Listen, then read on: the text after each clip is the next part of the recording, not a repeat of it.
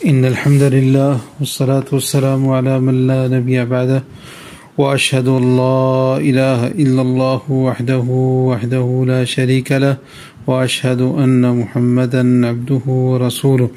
اللهم صل على محمد وعلى آل محمد كما صليت على إبراهيم وعلى آل إبراهيم إنك حميد مجيد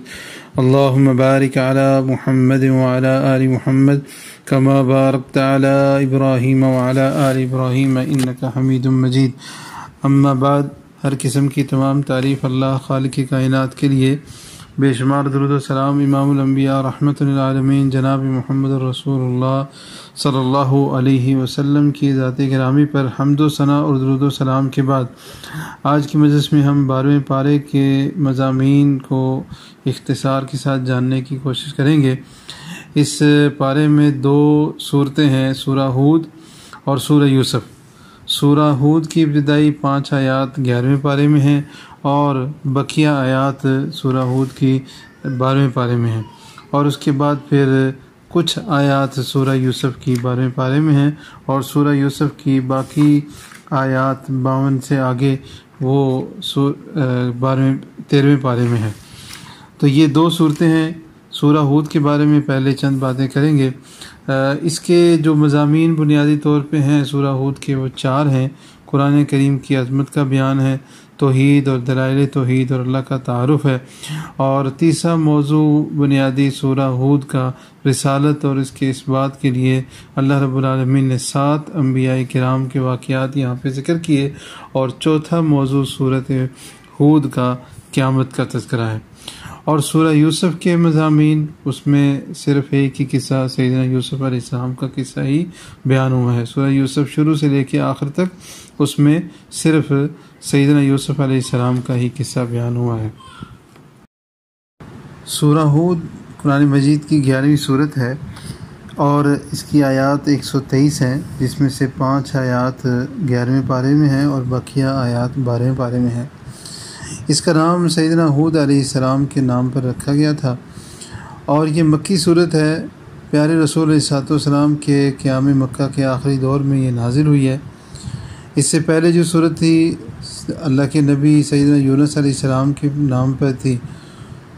سابقہ صورت میں ان لوگوں کا ذکر تھا جو وحی اور قرآن میں شک کر رہے تھے، اور سورہ ہود میں عقیدہ آخرت کی وضاحت ہے، اور ان لوگوں کا تذکرہ ہے جو آخرت کی برپا ہونے میں شک کرتے تھے۔ اللہ تعالیٰ نے انہیں یہاں پہ دلائل کے ساتھ سمجھایا ہے۔ اس صورت میں اللہ تعالیٰ کے قانون ہلاکت اور قانون استبدال کی وضاحت ہے کہ اللہ تعالیٰ کس وقت اور کن گناہوں کی بنیاد پر کسی قوم کو ہلاک کرتا ہے، اور اس صورت کا انداز بیاں جو ہے ہولناکیاں اور اللہ تعالیٰ کی غضبناکیاں ہیں۔ اس صورت کی تاثیر نے پیارے رسول علیہ السلام کو بوڑھا کر دیا۔ سیدنا ابوبکر صدیق رضی اللہ عنہ سے جامع ترمذی میں حدیث نمبر 3297 ہے کہ جس میں حضرت ابوبکر سوال کرتے ہیں کیا وجہ ہے کہ آپ صلی اللہ علیہ وسلم دن بدن کمزور ہو رہے ہیں، بڑی تیزی سے بوڑھے ہوتے جا رہے ہیں؟ تو رسول اللہ صلی اللہ علیہ وسلم نے ارشاد فرمایا شیبتنی ہود والواقعۃ والمرسلات وعما یتساءلون واذا الشمس کورت، کہ مجھے سورہ ہود نے، واقعہ نے، مرسلات نے، عما یتساءلون نے، اذا الشمس کورت، ان صورتوں نے مجھے بوڑھا کر دیا ہے۔ اس صورت میں اللہ تعالیٰ کا تعارف بیان ہوا۔ سورہ ہود کی آیت نمبر 6 اور 7 میں اللہ تعالیٰ فرماتے ہیں وما من دابۃ فی الارض الا علی اللہ رزقها، کہ زمین میں کوئی بھی جو پایا ہے اس کا رزق اللہ تعالیٰ کے اوپر ہے۔ ویعلم مستقرها ومستودعها، اللہ تعالیٰ اس کے ٹھہرنے کی جگہ اور اس کے سونپے جانے کی جگہ کو جانتا ہے۔ کل فی کتاب مبین، یہ سب واضح کتاب میں درج ہے۔ وهو الذي خلق السماوات والارض في 6 ایام، وہ اللہ ہے جس نے آسمانوں کو زمین کو 6 دنوں میں پیدا کیا۔ وکان عرشہ علی الماء، اور اس کا عرش پانی پر تھا۔ لیبلوکم ایکم احسن عملا، تاکہ وہ تمہیں آزمائے تم میں سے کون عمل میں زیادہ اچھا ہے۔ شرک سے توبہ کرنے کی دعوت اور اعراض کی صورت میں عذاب کی دھمکی۔ اس صورت کی ابتدا میں ہی آیت نمبر 2 اور 3 میں اللہ تعالیٰ فرماتے ہیں اللہ تعبدوا الا اللہ اننی لکم منہ نذیر و بشیر، کہ تم اگر اللہ کی عبادت کی طرف نہیں آؤ گے، شرک سے توبہ نہیں کرو گے، صرف اللہ کی عبادت کرو گے، میں تمہیں تو اللہ سے ڈرانے والا ہوں، اللہ کی طرف سے خوشخبری دینے والا ہوں۔ وَأَنِ اسْتَغْفِرُوا رَبَّكُمْ، تو تم اپنے رب کی طرف توبہ کرو، بخشش طلب کرو رب سے، ثُمَّ تُوبُوا إِلَيْهِ، پھر اس کی طرف توبہ کرو۔ تو شرک سے روکنے کے ساتھ ساتھ استغفار کے دنیاوی فوائد بھی بتا دیے گئے۔ يُمَتِّعُكُم مَتَاعًا حَسَنًا إِلَىٰ أَجَلٍ مُّسَمًّى، کہ تمہارا رب تمہیں ایک معین مدت تک اچھا ساز و سامان دے گا۔ وَيُؤْتِ كُلَّ ذِي فَضْلٍ فَضْلَهُ، ہر زیادہ عمل والے کو اس کا زیادہ ثواب دے گا۔ وَإِن تَوَلَّوْا فَإِنِّي أَخَافُ عَلَيْكُمْ عَذَابَ يَوْمٍ كَبِيرٍ، پھر بھی اگر تم اس سے پھر گئے تو یقیناً میں تم پر ایک بہت بڑے دن کے عذاب سے ڈرتا ہوں۔ مشرکین عرب آخرت کو دوبارہ زندہ ہونے کو جادو قرار دیتے تھے۔ اللہ رب العالمین نے یہاں پہ اس کا رد کیا اور کہا کہ وہ بیوقوف ہیں، اور کہتے ہیں کہ اگر رسول ہوتا تو اس کی نافرمانی پر عذاب آتا، لیکن ابھی تک تو ہم پر عذاب نہیں آیا۔ اس کا مطلب یہ ہے کہ اللہ کا سچا رسول نہیں۔ اللہ تعالیٰ نے جو ہے ان کو اس کے اوپر ڈرایا، وعید کی، اور فرمایا وَلَئِن قُلْتَ إِنَّكُم مَّبْعُوثُونَ مِن بَعْدِ الْمَوْتِ، اگر آپ ان کو یہ کہتے ہیں کہ تم موت کے بعد اٹھائے جانے والے ہو، لَيَقُولَنَّ الَّذِينَ كَفَرُوا إِنْ هَٰذَا إِلَّا سِحْرٌ مُّبِينٌ، جو کفر کرنے والے ہیں، کافر ہیں، تو وہ کیا کہتے ہیں کہ یہ تو واضح جادو ہے۔ وَلَئِنْ أَخَّرْنَا عَنْهُمُ الْعَذَابَ إِلَىٰ أُمَّةٍ مَّعْدُودَةٍ لَيَقُولُنَّ مَا يَحْبِسُهُ، کہ اگر ہم ان سے عذاب کو ایک مقرر مدت تک مؤخر کر دیں تو یقیناً ضرور کہیں گے اسے کیا چیز روک رہی ہے۔ سن لو، جس دن وہ دن آئے گا، وہ قیامت کے دن آئے گا تو ان سے ہٹایا جانے والا نہیں ہے، انہیں وہ چیز گھیر لے گی جس کا آج وہ مذاق اڑاتے ہیں۔ پھر اللہ تعالیٰ نے آخرت کا انکار کرنے والوں کو دنیا میں عذاب کی بھی دھمکی دی، اور سورہ ہود کی آیت نمبر 19-20 میں فرمایا الذین یصدون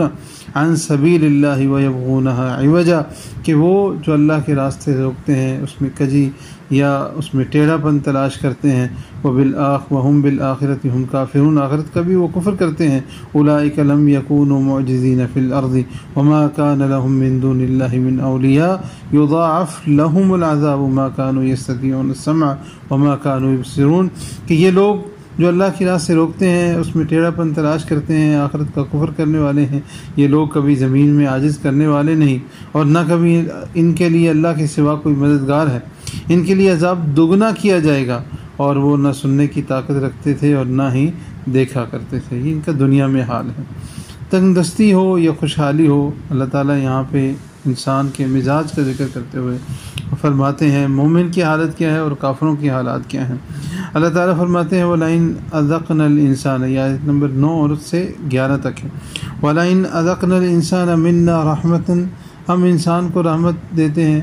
رحمت چکھائیں تو اس سے ثُمَّ نَزَعْنَاهَا مِنْهُ، پھر اس سے وہ ہم واپس لے لیں تو کیا کرتا ہے إِنَّهُ لَيَئُوسٌ کفور، بے شک بہت نا امید ہو جاتا ہے، نا شکرہ ہو جاتا ہے۔ اور اگر ہم وَلَئِنْ أَذَقْنَاهُ نَعْمَاءَ بَعْدَ ضَرَّاءَ مَسَّتْهُ، اگر اسے مشکلات کے بعد، تکلیفوں کے بعد جو آسانی پہنچتی ہے اسے پہنچاتے ہیں تو کیا کہتا ہے ذهب السیئات عنی، کہ وہ کہتا ہے کہ مجھ سے سب تکلیفیں دور ہوگی۔ اب انه لفرح فخور، وہ بہت فخر کرتا ہے، پھول جاتا ہے۔ اللہ تعالیٰ پھر فرماتے ہیں الا الذین صبروا، ہاں یہ کافروں کا ہے، نافرمانوں کا یہ طریقہ، الا الذین صبروا وعملوا الصالحات، جو صبر کرتے ہیں، نیک اعمال کرتے ہیں، اولئک لهم مغفرۃ واجر کبیر، ان کے لیے بخشش ہے اور بہت بڑا اجر ہے۔ پھر اللہ رب العالمین دنیا پرستوں کا آخرت میں انجام بتلاتے ہیں۔ من کان یرید الحیات الدنیا، آیت نمبر 15-16 ہے کہ جو دنیا کی زندگی چاہتا ہے، وزینتہا، دنیا کی خوبصورتی کا ارادہ رکھتا ہے، نوفی الیہم اعمالہم فیہا وہم فیہا لا یبخسون، ان کے لیے جو کچھ بھی ہے ہم ان کو دنیا میں دے دیں گے۔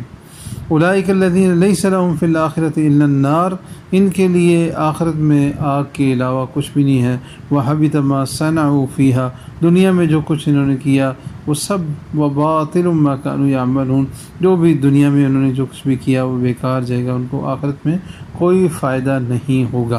اس کے بعد پھر آگے چل کے معذب وہ اقوام جن کے اوپر عذاب ہوا ان کا تذکرہ شروع ہوتا ہے۔ نوح علیہ السلام کا اللہ تعالیٰ نے تذکرہ کیا کہ وہ نوح علیہ السلام 950 سال اپنی قوم کو دعوت توحید دیتے رہے۔ اللہ تعالیٰ فرماتے ہیں وَلَقَدْ أَرْسَلْنَا نُوحًا إِلَىٰ قَوْمِهِ إِنِّي لَكُمْ نَذِيرٌ مُّبِينٌ کہ ہم نے نوح کو اس کی قوم کی طرف نبی بنا کے بھیجا اور اس نے انہیں یہ کہا کہ میں تمہاری طرف واضح ڈرانے والا ہوں، اللہ تعبدوا الا اللہ کہ تم صرف اللہ کی عبادت کرو، انی اخاف علیکم عذاب یوم علیم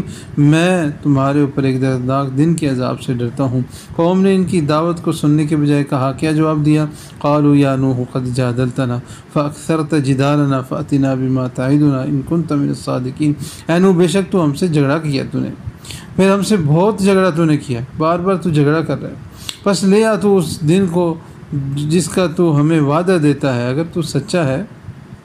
تو پھر تو جو وعدہ کرتا ہے وہ تو لے آ۔ پھر اللہ رب العالمین نے کشتی بنانے کا نوح علیہ السلام کو حکم دیا، انہوں نے کشتی بنائی۔ سورہ نوح میں بھی اس کی مزید تفصیل موجود ہے، اور اللہ تعالیٰ نے کشتی بنانے کے بعد ان کو حکم دیا کہ تمام مومنوں کو، اپنے اہل خانہ کو، ہر جاندار کا جوڑا نر اور مادہ کو اس میں بٹھا لیں، لیکن ایمان نہ لانے والے کسی کو مت بیٹھنا دینا۔ سیدنا نوح علیہ السلام کی بیوی مشرکہ تھی، ایمان نہیں لائی تھی، اور آپ علیہ السلام کے 6 بیٹے تھے جن میں سے 5 ایمان لائے تھے، ایک ایمان نہیں لایا۔ جب عذاب کا آغاز ہوا، نوح علیہ السلام نے اپنے ماننے والوں کو کشتی میں سوار کیا، تو وہ بیٹا جو کہ منکر تھا وہ سوار نہ ہوا۔ سیدنا نوح علیہ السلام نے سوچا آج عذاب دیکھ کر شاید ایمان لے آئے یا مان جائے، تو اسے کشتی پر سوار ہونے کی دعوت دی۔ وَهِيَ تَجْرِي بِهِمْ فِي مَوْجٍ كَالْجِبَالِ وَنَادَىٰ نُوحٌ ابْنَهُ وَكَانَ فِي مَعْزِلٍ يَا بُنَيَّ ارْكَبْ مَعَنَا۔ یہاں پہ پھر نوح علیہ السلام کا اپنے بیٹے سے مکالمہ بیان ہوا کہ کیسے انہوں نے اس کو بلایا، اس نے کہا میں پہاڑ پہ چڑھ جاؤں گا اور وہاں پہ پناہ لے لوں گا، اور آخرکار پھر ان دونوں کے بیچ میں موج آ گئی اور وہ ڈوب گیا۔ نوح علیہ السلام سے برداشت نہ ہوا اور ہاتھ اٹھا دیے دعا کے لیے، اور یا اللہ تو میرے اہل خانہ کو بچانے کا تو نے وعدہ کیا تھا، یہ تو میرے بیٹا اسے بچا لے۔ تو اللہ تعالیٰ نے کیا فرمایا؟ قال یا نوح انہ لیس من اہلک انہ عمل غیر صالح فلا تسألنی مما لیس لک بہ علم انی اعظک ان تکون من الجاہلین۔ اللہ تعالیٰ نے نوح علیہ السلام کو ڈانٹ دیا اور کہا کہ نوح بے شک وہ تیرے گھر والوں میں سے نہیں ہے، بے شک یہ ایسا کام ہے جو اچھا نہیں ہے، بس مجھ سے تو اس بات کا سوال نہ کر، بے شک میں تجھے اس سے نصیحت کرتا ہوں کہ تو جاہلوں میں سے نہ ہو۔ نوح علیہ السلام نے فوراً معذرت کرتے ہوئے کیا کہا؟ اللہ نے ان کی بات کو نقل کیا آیت نمبر 47 میں، قال رب انی اعوذ بک ان اسألک ما لیس لی بہ علم والا تغفر لی وترحمنی اکن من الخاسرین، کہ نوح علیہ السلام نے کہا میرے رب بے شک میں تجھ سے پناہ مانگتا ہوں، تجھ سے اس بات کا سوال کروں جس کا مجھے کچھ علم نہیں، اگر تو نے مجھے نہ بخشا، مجھ پر رحم نہ کیا تو میں خسارہ پانے والوں میں سے ہو جاؤں گا۔ عذاب کا اختتام جب ہوا، سب تباہ ہو گئے نافرمان، اور اللہ تعالیٰ نے اب زمین کو حکم دیا کہ وہ پانی پی لے، آسمان کو روک دیا۔ تو سورہ ہود کی آیت نمبر 44 ہے، اللہ تعالیٰ فرماتے ہیں وقیل یا ارض ابلعی ماءک ویا سماء اقلعی وغیض الماء وقضی الامر، سب معاملہ ہو گیا، پانی زمین کو حکم دیا وہ پانی پی لے، آسمان کو رک جانے کا حکم دیا، اور وہ کشتی جو ہے جودی پہاڑ پہ ٹھہر گئی۔ وقیل بعدا للقوم الظالمین، اور کہا گیا ظالم لوگوں کے لیے دوری ہے۔ تو اس طرح جو ہے وہ ان کا عذاب ختم ہوا۔ عذاب ختم کیا ہوا؟ وہ تو سب ہلاک ہو گئے، جو زندہ تھے وہ بچ گئے، کشتی جو ہے وہ پہاڑ پہ ٹھہر گئی۔ اور سورہ القمر میں اللہ تعالیٰ نے ذکر کیا کہ وہ جو کشتی تھی نوح علیہ السلام کی، اس کا کیا وَحَمَلْنَاهُ عَلَى ذَاتِ أَلْوَاحٍ وَدُسُرٍ تَجْرِي بِأَعْيُنِنَا جَزَاءً لِمَنْ كَانَ كُفِرَ، کہ ہم نے اسے تختوں اور میخوں والی کشتی پر سوار کر دیا جو ہماری آنکھوں کے سامنے چل رہی تھی، اور اس شخص کے بدلے کی خاطر جس کا انکار کیا گیا تھا۔ وَلَقَدْ تَرَكْنَاهَا آیَةً، اور بلا شبہ یقیناً ہم نے اسے نشانی بنا کر چھوڑ دیا۔ فَهَلْ مِن مُدَّكِرٍ، تو کوئی ہے نصیحت حاصل کرنے والی۔ ترکی میں ایک جودی پہاڑ ہے، اس کے بارے میں اکثر رائے ہے کہ یہ اس پہاڑ کے اوپر وہی کشتی جس میں سیدنا نوح علیہ السلام اپنی قوم کے ساتھ عذاب سے بچے تھے، تو وہ کشتی وہاں پہ موجود ہے، واللہ اعلم بالصواب۔ اس کے بعد دوسرے نبی جس کا تذکرہ ہوا وہ سیدنا ہود علیہ السلام ہے، جن کے نام پہ یہ سورت ہے، اور سیدنا ہود علیہ السلام کی قوم کا نام عاد تھا۔ اللہ تعالیٰ فرماتے ہیں آیت نمبر 50 میں وَإِلَىٰ عَادٍ أَخَاهُمْ هُودًا، ہم نے عاد کی طرف ان کا بھائی ہود اس کو نبی بنا کے بھیجا، اور اس نے اپنی قوم سے کہا اعبدوا اللہ ما لکم من الہ غیرہ، اللہ کی عبادت کرو، اس کے علاوہ تو کوئی اور معبود عبادت کے لائق ہے ہی نہیں ہے، ان انتم الا مفترون، اور تم نے جو بت بنا رکھے ہیں جھوٹے معبود، یہ تم بس جھوٹ باندھنے والے ہو، تم جھوٹ ہے یہ۔ قوم نے بات ماننے کے بجائے آگے سے کیا کہا، کہتے ہیں یا ہود و ہود ما جئتنا ببینۃ وما نحن بتارکی آلہتنا عن قولک وما نحن لک بمؤمنین، اے ہود تو ہمارے پاس کوئی واضح دلیل لے کر نہیں آیا، ہم اپنے معبودوں کو تیرے کہنے سے ہرگز چھوڑنے والے نہیں، اور نہ ہی کسی طرح ہم تجھ پر ایمان لانے والے ہیں۔ ساتھ ہی ادھر اسلام کو دھمکی بھی دیتے ہیں کہ ہم اس کے سوا کچھ نہیں کہتے کہ ہمارے معبودوں میں سے کسی نے تجھے کوئی آفت نقصان پہنچا دیا ہے۔ یہی جواب آج کے بہت سارے قبر پرست یا دربار پرست بھی دیتے ہیں کہ بابا جی تمہارا ٹانگ توڑ دے گا، بھینس کا دودھ خشک ہو جائے گا، چارپائی پر ڈال دیتا ہے، یہ ہو گیا وہ ہو گیا، اور ایسی باتیں بہت ساری۔ سیدنا ہود علیہ السلام نے تمام کوششیں کی، قوم کو دعوت دیتے رہے، جب تسلیم نہ کیا تب اللہ تعالیٰ نے ان پر ہوا کا عذاب بھیجا۔ آیت نمبر 58 میں اللہ تعالیٰ فرماتے ہیں وَلَمَّا جَاءَ أَمْرُنَا نَجَّيْنَا هُودًا والذین آمنوا معه برحمت منا ونجیناہم من عذاب غلیظ، جب ہمارا حکم آیا تو ہم نے ہود کو، ان لوگوں کو جو اس کے ہمراہ ایمان لائے تھے، اپنی طرف سے عظیم رحمت کے ساتھ نجات دی اور انہیں ایک بہت سخت عذاب سے بچا لیا۔ اور سورہ الحاقہ میں ان پر عذاب کی تفصیل بھی آئی کہ جو وہ عاد تھے، وَأَمَّا عَادٌ فَأُهْلِكُوا بِرِيحٍ صَرْصَرٍ، سورہ الحاقہ کی آیت نمبر 6 سے 8 ہے۔ اللہ تعالیٰ فرماتے ہیں وہ جو عاد تھے اور ان کے اوپر سخت ٹھنڈی تند آندھی کے ساتھ ان کو ہلاک کر دیا گیا، جو قابو سے باہر ہونے والی تھی، اس نے اسے ان پر 7 راتیں 8 دن مسلسل چلائے رکھا۔ تو یہ ہود علیہ السلام کی قوم پر اللہ تعالیٰ کا عذاب آیا تھا۔ آگے جو باقی واقعات ہیں ان کی طرف میں آیات اور ان کے موضوع کی طرف اشارہ کرتے ہوئے آگے بڑھتا ہوں۔ سورہ یوسف کی طرف سیدنا نوح علیہ السلام کا ذکر ہوا، اس کے بعد ہود علیہ السلام کا ذکر ہوا۔ اب اللہ رب العالمین نے تیسرے نبی سیدنا صالح علیہ السلام اور ان کی قوم سمود کا ذکر کیا، آیت نمبر 61 سے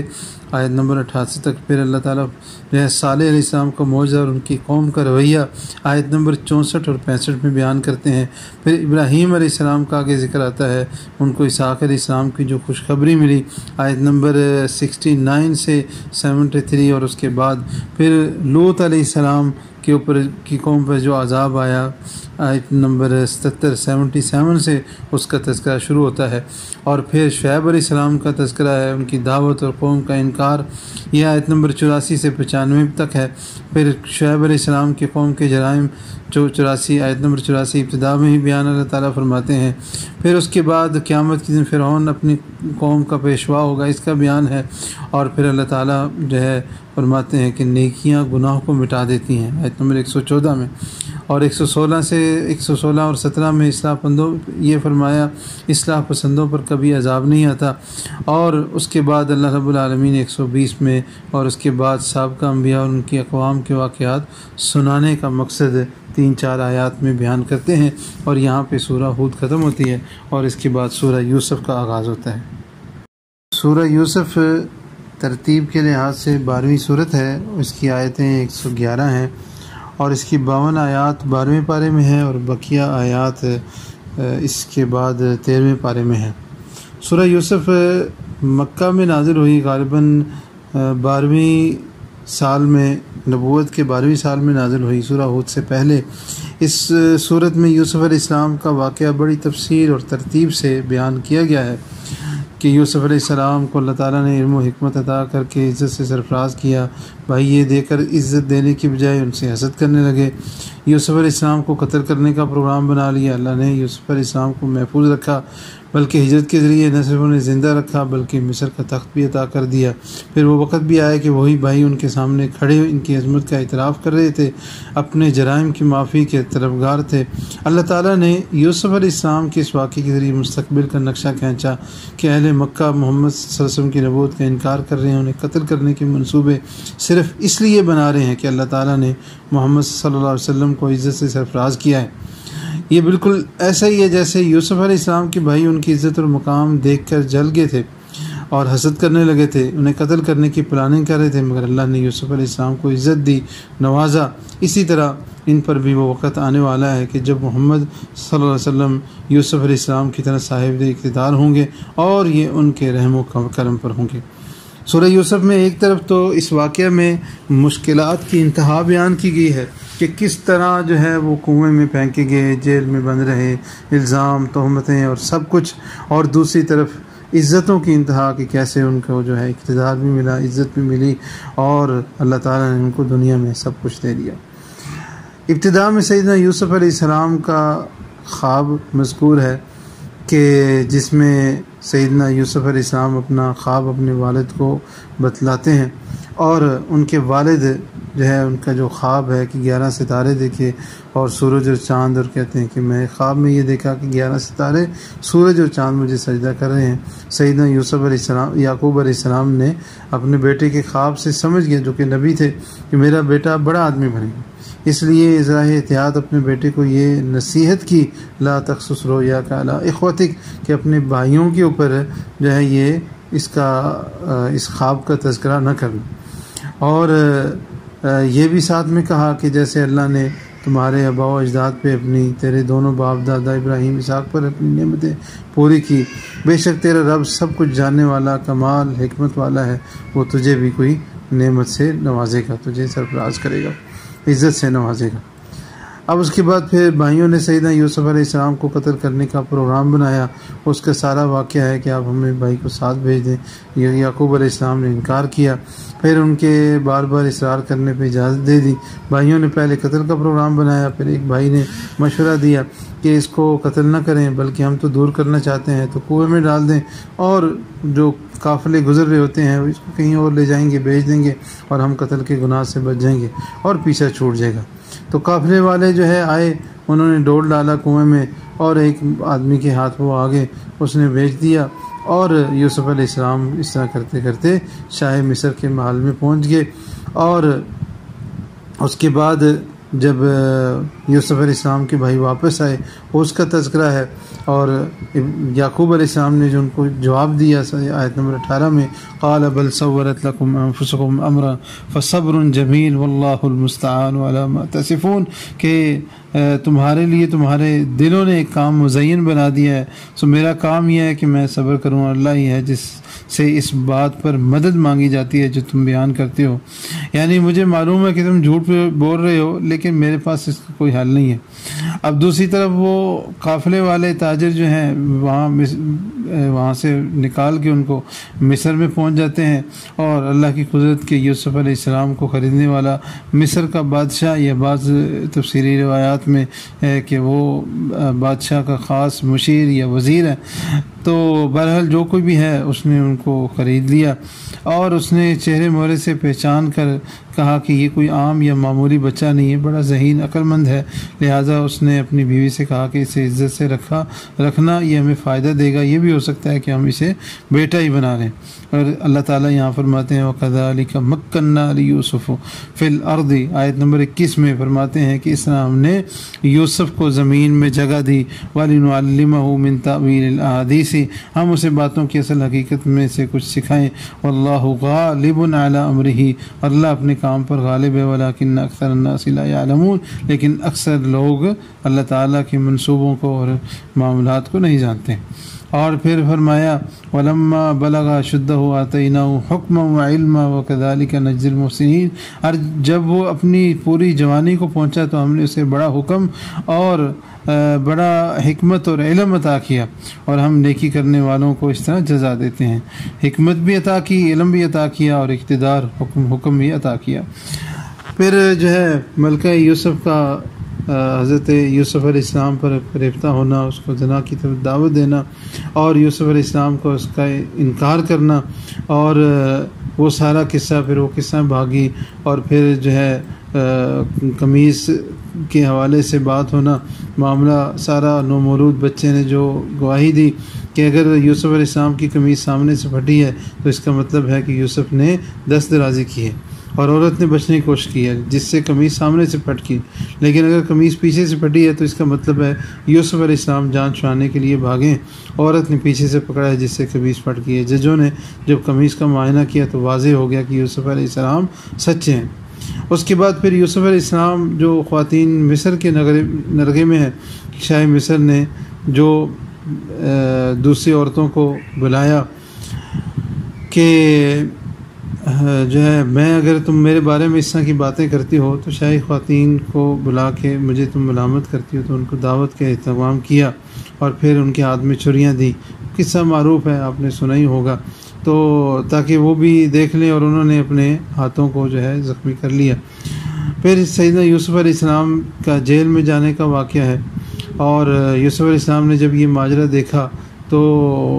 کہا کہ یہ تو ساری پیچھے پڑ گئی ہیں، تو اس وقت اللہ تعالیٰ سے یہ دعا کرتے ہیں، قال رب السجن احب الی مما یدعوننی الیہ، اے اللہ میرے رب مجھے قید خانہ اس چیز سے زیادہ محبوب ہے جس کی طرف یہ مجھے دعوت دے رہی ہیں، جو عورتیں جس گناہ کی طرف مجھے بلا رہی ہیں، ان کیدہن اصب الیہن واکن من الجاہلین، کہیں اے اللہ ان کی جو فریب ہے وہ مجھ تک پہنچ نہ جائے، میں جاہلوں میں سے نہ ہو جاؤں۔ تو اللہ تعالیٰ نے ان کی دعا قبول کر لی اور فریب بھی ہٹا دیا، عورتوں سے بھی بچا لیا۔ تو یہ مومن کی علامت ہے، نشانی ہے کہ وہ گناہ سے بچنے کے لیے جیل کو بھی قبول کر لیتا ہے، لیکن اپنے آپ کو گناہ سے بچا لیتا ہے۔ اور تاریخ اسلام بھی ہم دیکھتے ہیں ایسے واقعات سے بھری ہوئی ہے کہ جو مسلمان مومن حقیقی مومن ہیں وہ گناہ سے بچ جاتے ہیں، دنیاوی مشکلات برداشت کر لیتے ہیں۔ تو اب ججوں نے یوسف علیہ السلام کی صداقت جان لینے کے باوجود بادشاہ کی عزت کو اہمیت دی، اور اس واقعہ پر مٹی ڈالنے اور لوگوں کے ذہنوں سے اسے محو کرنے کے لیے یوسف علیہ السلام کو جیل میں ڈال دیا، اور پھر جو ہے یوسف علیہ السلام تقریباً 9 سال تک جیل میں رہے، اور بعض روایات میں 14 سال کا بھی ذکر آتا ہے۔ کچھ وقت کے بعد پھر یہ جو مشہور آگے پھر قصہ ہے کہ بادشاہ کے 2 ملازم جو بھی قید ہو کے آئے، ایک خانسامہ تھا، دوسرا ساقی تھا، پانی بادشاہ کو مشروب پلانے والا تھا، تو وہ بھی آئے، انہوں نے ایک خواب دیکھا، خواب کی انہوں نے تعبیر پوچھی، یوسف علیہ السلام نے ان کو پہلے توحید کی دعوت دی اور پھر خواب کی تعبیر بتائی، اور کہا کہ جب تم باہر جاؤ گے تو پھر اپنے بادشاہ کو یاد کروانا میرا۔ وہ واپس گئے، بھول گئے، جیسے تعبیر انہوں نے بتائی تھی ویسے ہی ہوا، ایک جو ہے وہ سولی چڑھا دیا گیا، دوسرا بادشاہ کے دربار میں جگہ پا لیتا ہے اور اپنے عہدے پہ بحال ہو جاتا ہے، لیکن اس کو یہ بات بھول جاتی ہے۔ پھر بادشاہ خواب دیکھتا ہے جس میں وہ 7 دبلی پتلی گایوں کو 7 موٹی تازی گائے دیکھتا ہے جو 7 دبلی پتلی گایوں کو کھا رہے ہیں، اس کے علاوہ گندم کے 7 سرسبز خوشے دیکھتا ہے اور 7 خوشے بالکل خشک ہیں۔ اب وہ اپنے درباریوں سے سب سے پوچھتا ہے کہ یہ میرا خواب ہے، اس کی تعبیر بتلاؤ۔ وہ جیل میں رہنے والے ملازم کو یوسف علیہ السلام یاد آ جاتے ہیں، وہ کہتا ہے کہ وہ بندہ اس نے تعبیر بتائی تھی، وہ بتا سکتا ہے۔ اب بادشاہ بلاتا ہے، یوسف علیہ السلام جو ہے وہ بتا دیتے ہیں اس کی تعبیر، لیکن ملنے سے انکار کر دیتے ہیں۔ اور جب بادشاہ بلاتا ہے تو یوسف علیہ السلام کہتے ہیں کہ پہلے وہ والا معاملہ میرا حل کرو، وہ عورتوں نے جو میرے اوپر الزام لگایا تھا۔ اور یہاں پہ آ کے پھر وہ عورتیں جو ہے یوسف علیہ السلام کی پاک دامنی کا اظہار کرتی ہیں، اور جب بادشاہ ان سے پوچھتا ہے، اللہ تعالیٰ اس انداز میں بیان فرماتے ہیں، قال ما خطبکن اذ راوتن یوسف عن نفسہ قلنا حاشا للہ، کہ وہ کیا معاملہ تھا، تمہارا کیا معاملہ تھا جب تم نے یوسف کو اس کے نفس سے پھسلایا۔ تو وہ کہتی ہیں کہ اللہ کی پناہ، ہم نے اس میں کوئی برائی نہیں دیکھی۔ عزیز مصر کی بیوی نے کہا، اب حق خوب ظاہر ہو گیا ہے، میں نے ہی اسے اس کے نفس سے پھسلایا تھا، اور بلا شبہ وہ یقیناً سچوں میں سے۔ اس کے بعد سیدنا یوسف علیہ السلام جیل سے نکل کر بادشاہ کے مقرب وزیر کی کرسی پر براجمان ہو جاتے ہیں، اور پھر ان کے بھائی ان کی خدمت میں حاضر ہوتے ہیں۔ یہ بقیہ حصہ اگلے پارے میں انشاءاللہ بیان ہوگا۔ اللہ رب العالمین سے دعا ہے جو کچھ کہا سنا مجھے آپ کو سب کو عمل کی توفیق عطا فرمائے۔ وآخر دعوانا الحمدللہ رب العالمین۔ سورہ یوسف